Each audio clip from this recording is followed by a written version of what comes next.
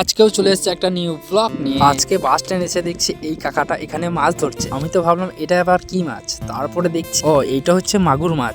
এখানে সব জায়গাতে মনে হচ্ছে এখন মাগুর মাছ পাওয়া যাচ্ছে। আর এই দিকেও চলে এসছে এই ভাইগুলা এখানে মাছ ধরতে। ভাইগুলো তো এখানে কি করে জল হিঁচছে, ওরা কি পারবে এতগুলো জল হিঁচতে? এখানে তো প্রচুর জল আছে, ওরা কি পারবে জল হিঁচতে? এত 2 বালতি জল হিঁচছে আর ভাইগুলো তো হাঁপিয়ে যাচ্ছে। আমি তো ভাইগুলোকে বলছি তোরা মেশিন নিয়ে আয়গা, না হলে পারবি না মাছ ধরতে। আর এইদিকে নিয়ে চলে এসছে হাবলে একটা কাদা মাছ, যেটাকে বলে কুচে মাছ। এই মাছটা অনেকেই খায়, কিন্তু আমি কিন্তু এই মাছটা খাই। এই মাছটা খেতে আমার ভালো লাগে না, তাই আমি খাই। তো চলো ভাইরা হিঁচে হিঁচে কতটা জল মারতে পারলো দেখে। ভাইগুলো তো হিঁচে হিঁচে মারতে পারবে না বলে ভাইগুলো মেশিনে করে জল মেরে মাছ ধরবে। আমি তো ভাবছি জমিতে কি মাছ থাকবে। এটা বলছে একটা শোল মাছের ঝাঁক আছে, শোল মাছটা যদি পাওয়া যায় তাহলে ভালোই হবে। আমি তো বললাম শোল মাছটা যদি না পাস তাহলে কি হবে, তোদের তেলের দামটাই উঠবে না তো। আর ভাইগুলো এখানে দাঁড়িয়ে আছে শোল মাছটা লাফিয়ে যেন ওই পারে না চলে যায় সেই জন্য। আর এইদিকে আমি চলে এসেছি ওদেরকে জলাতে। আমি তো বলছি আমাকে যদি না মাছ দিস তোরা তাহলে সব বাঁধ খুলে দেবো, মাছ আর ধরতে পারবি না কিন্তু। তো আমাকে তো গাল দিয়ে বলছে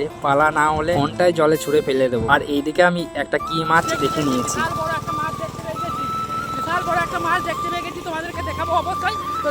আমি প্রথমে ভেবেছিলাম হয়তো এটা মাগুর মাছ, পরে দেখলাম না এটা মাগুর মাছ না, এটা শোল মাছ। এইদিকেও একটা রবিন শোল মাছ ধরে নিয়েছে।